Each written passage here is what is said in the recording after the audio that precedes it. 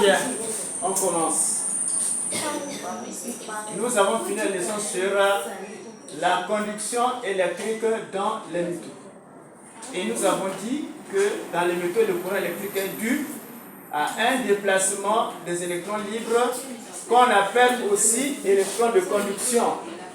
Ensuite, là-bas, on a vu les corps conducteurs et les corps isolants.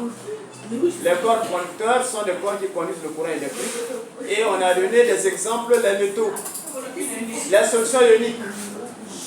Et les corps isolants, ce sont des corps qui ne conduisent pas le courant électrique. On a vu l'exemple du caoutchouc, on a vu le plastique, on a vu l'exemple du bois sec. Et nous passons à la tension électrique. Tension électrique. Dans la tension électrique, nous allons d'abord voir la tension continue.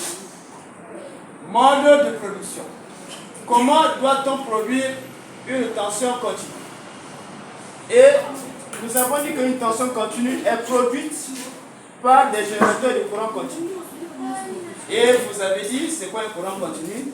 C'est un courant qui circule dans un seul sens. Exemple, la pile, la batterie, la plaque solaire. Généralement, les générateurs de courant continu sont bornés. C'est-à-dire, si vous continuez, je vous mets dehors. C'est-à-dire, ces générateurs portent le signe plus et le signe moins. Variation. Une tension continue ne varie pas au cours du temps. Elle est constante. Constante, c'est que ça ne varie pas, ça garde la même valeur. Le graphe. Et lorsqu'on observe la tension continue à l'oscilloscope, ça se présente sous forme d'un trait. Donc ça c'est le graphe d'une tension continue. Tension alternative. Mode de production.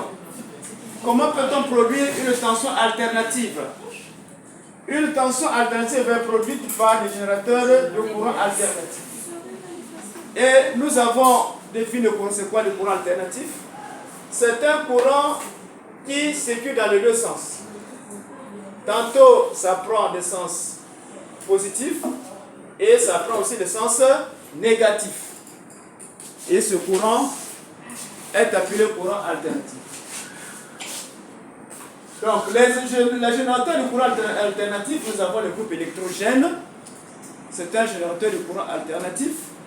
Vous avez les alternateurs. Exemple, l'alternateur de bicyclette. Qui a déjà vu l'alternateur de bicyclette? Qui a déjà vu l'alternateur de bicyclette ici? Oui. Ça sert à quoi l'alternateur de bicyclette? C'est un peu comme une batterie qui permet... Bon, c'est pas une batterie, mais quand on ouvre à l'intérieur là, vous allez voir le stator et le rotor. C'est-à-dire, vous avez un aimant et une bobine. Lorsque l'aimant tourne devant la bobine, alors s'engendre ce qu'on appelle le courant électrique. Mais ce sont des aimants multipolaires, c'est-à-dire des aimants à plusieurs pôles. Le fait que ces pôles changent, il y a l'alternance des pôles et automatiquement on obtient un courant induit, c'est-à-dire le courant que ça produit, c'est un courant alternatif. Bien, l'alternateur de bicyclette, lorsque vous pédalez la nuit, il y a un dispositif que vous mettez contre la roue. Quand il faut suivre, vous mettez le dispositif contre la roue et quand vous voulez, ça tourne là. Et quand ça tourne, automatiquement, vous avez la lumière. Ce dispositif-là est appelé alternateur. Mais c'est que l'alternateur de bicyclette. Donc, généralement, même dans les centrales hydroélectriques, c'est le même principe. Que ce soit des centrales thermiques, éoliennes, tout ça, c'est toujours le même principe. Ce qui est là, c'est pour faire tourner seulement. Dans les centrales thermiques, c'est cette chaleur-là qui fait tourner les turbines. Dans les centrales hydroélectriques, c'est l'eau qui fait tourner les turbines.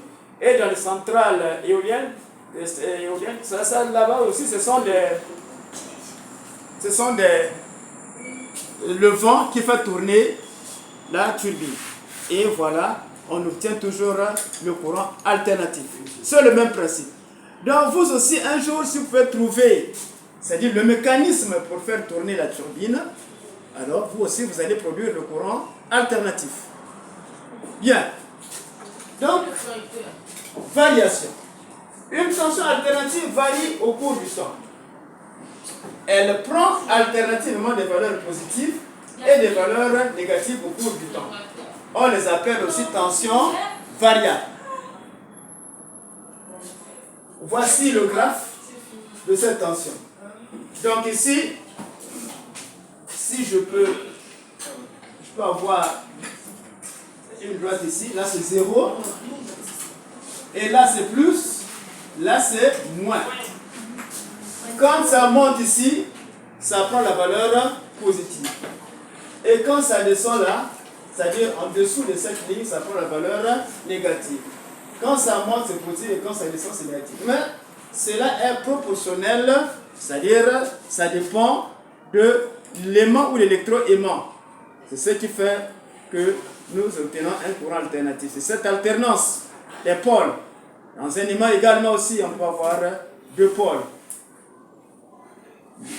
Est-ce que vous avez vu les électroaimants en classe de 5e? Vous avez vu les électroaimants? Voilà, c'est ça. Tension efficace et tension maximale. Tension efficace. La tension efficace est égale à la valeur de la tension continue qui produit le même effet lumineux dans une lampe. Donc, qui produit le même effet lumineux dans une lampe. Donc, si dans une lampe, vous allumez la lampe, vous observez l'éclat, et avec la tension efficace, vous allez obtenir le même éclat. Donc, les deux valeurs sont égales. Et la tension efficace se note UF et s'exprime en volts. C'est la valeur de la tension aux bornes d'une prise de courant qui est mesurée avec un voltmètre. Prenez le voltmètre, quand vous voyez l'électricien, lorsque votre congélateur est en panne, l'électricien arrive, la première des choses, il doit d'abord mesurer la tension. Mais la mesure de cette tension se fait avec quoi? Ça se fait avec un appareil, mais cet appareil est appelé le voltmètre. La valeur de la tension qui s'affiche sur son voltmètre, c'est la tension efficace. Point. Oui. Monsieur, le voltmètre, c'est l'objet avec les deux fils rouges et noirs. Oui, vous avez les deux qui sont là. Ça s'appelle test.